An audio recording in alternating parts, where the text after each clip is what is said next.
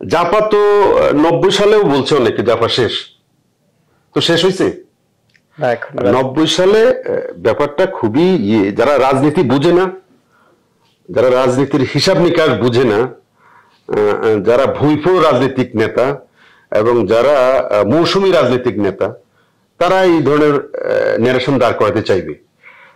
জাপা যখন মানে জাপা স্বৈরাচার, এরশাদ স্বৈরাচার, আর মানে বর্তমান স্বৈরাচার যিনি পতিত স্বৈরাচার, আপনি যদি এক করে ফেলেন তাহলে তো এরা এদেরকে নিয়ে করোনা করতে ইচ্ছে করে। তো জাপা জাতীয় পার্টি যখন 90 সালে ক্ষমতা হস্তান্তর করলো বা ক্ষমতা থেকে চলে গেল, তখনও এরকম অবস্থা তৈরি হয়েছিল যে জাতীয় পার্টিকে নিয়ে সমস্ত নেতা কর্মীদেরকে নিয়ে এরকম একটা দুইটা জাতীয় পার্টি ধরো, সকাল বিকাল নাস্তা করো, এই স্লোগান তো ছিল। এবং জাতীয় পার্টির সমস্ত নেতা কর্মীদেরকে আয়দার জেলে দিয়েছে, নতুবা দেশান্তরিত করেছে। এই দলের প্রধানকে 7-8 বছর জেলে থাকতে হয়েছে। জেলে থেকে উনি 5টি আসনের নির্বাচনে প্রতিদ্বন্দ্বিতা করেছে। তো এই বর্তমান স্বৈরাচার যিনি ইমিডিয়েট মানে পার করলেন, ওনাকে বলেন তো 5টা আসনে নির্বাচন করতে, ওনাকে বলেন না, আপনি বলে আপনি ইন্ডিয়া থেকে 5টা আসনে নির্বাচন করিয়েন। নির্বাচন যদি আপনাকে সুযোগ দেয় বা দেওয়া হলে ধরেন 5টি আসনে নির্বাচন করুক তো দেখি, তারপরে বলুক জাতীয় পার্টি শেষ হয়েছে কিনা। এইগুলো একটা। সেকেন্ড, আর যারা বলে জাতীয় পার্টি শেষ, তাদের নেতা কেউ একজন এরকম মানে 5টি আসনে নির্বাচন করুক দেখি।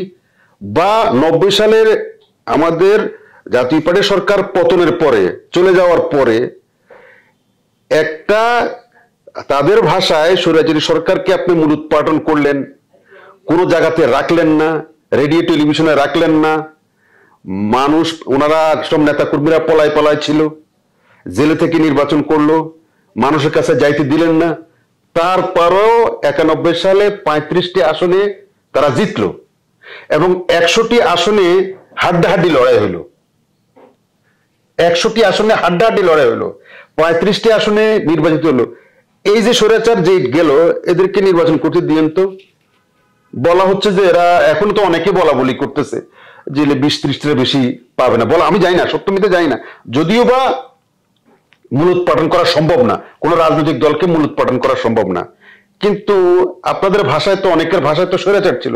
সেই স্বৈরাচারের নেতারা জেলে বসে এই মানে 35টি আসনে নির্বাচিত হয় এবং 100টি আসনে খুব ন্যারো মার্জিনে হেরে যায়। এটা কিসের লক্ষণ?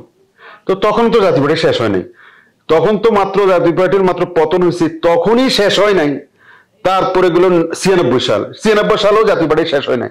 সবাই বলছে শেষ হয়ে গেছে, এর কোনো অস্তিত্ব নাই। 96 সালেও জাতীয় পার্টি বাংলাদেশের রাজনীতি একটা অনিবার্য ছিল, টানাটানি কিছু ছিল। আওয়ামী লীগও টানে, বিএনপিও টানে, যে তার এই দুইটা সাপোর্ট ছাড়া কেউ সরকার গঠন করতে পারে না। 2001 সালে একই অবস্থা, মানে সবাই যে জাতীয় পার্টিকে টানাটানি, জাতীয় পার্টিকে লাগবে, জাতীয় পার্টিকে লাগবে। 2008 সালে একই অবস্থা, জাতীয় পার্টি যাওয়ার কারণে মহাজোট হইল, মানে তারপরে আওয়ামী লীগ ক্ষমতায় আসলো। তারপরে 2014 সালে জাতীয় পার্টির কারণে নির্বাচনটা হইল, আপনারা বলতেছেন অনেকে। এবং এবারও 2024 সালে যে নির্বাচনটা হইলো, বিরোধী দলে যারা আছে সবাই বলতেছে জাতীয় পার্টি না গেলে নির্বাচন হবে না।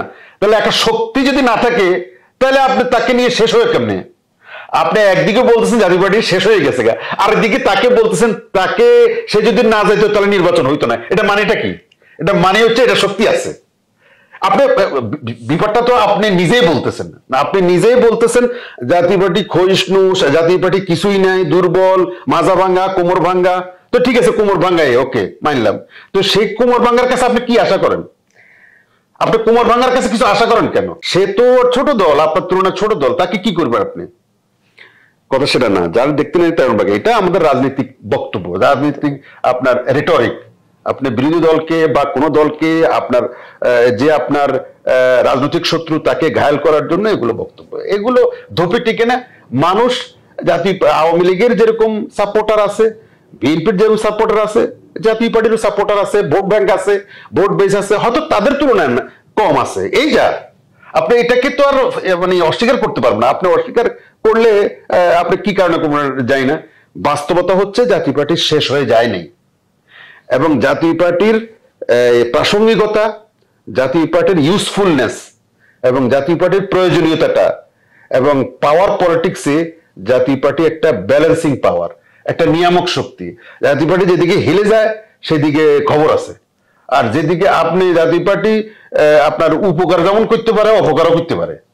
এটা তো নমুনা দেখলেন, মানে জাতীয় পার্টি নির্বাচনে যাওয়ার কারণে সরকার টিকে গেছে। হ্যাঁ। আপনারাই বলতেছেন তার মানে শক্তি আছে, তার শক্তি না থাকলে আপনি তার কাছে আকুতি করেন কি করে যে আপনি জাতীয় পার্টির কারণে আজকে ক্ষতি হলো। হ্যাঁ, তাহলে জাতীয় পার্টি ক্ষতিও করতে পারে উপকারও করতে পারে। এটাই দুনিয়ার নিয়ম, যে কাটতে পারে, যে ছিটতে পারে, যে যে আপন করে নিতে পারে সে দূরে। মানে রাজনীতিতে এটাই খেলা। আপনাকে সবসময় আপনি সঠিক সিদ্ধান্ত নিবেন এমন কোনো কথা নেই। আপনাকে রাজনীতিতে জোয়ার ভাটা আছে, আমাদের হয়তো এখন ভাটা হইতে পারে, জোয়ারটা কতক্ষণ।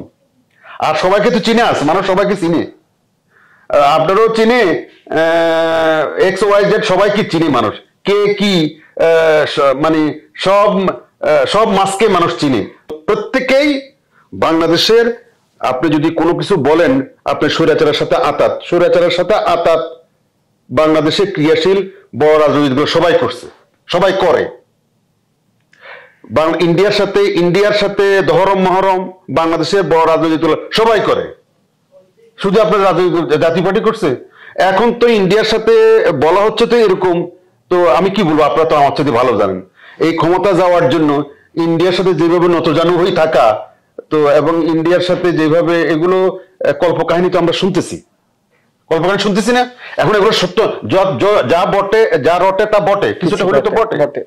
সুতরাং এগুলো ধূপে টিকে না যে জাতীয় পার্টি ইন্ডিয়ার দালাল, জাতীয় পার্টি আপনার ওই যে স্বৈরাচারের দোসর কম বেশ সবাই।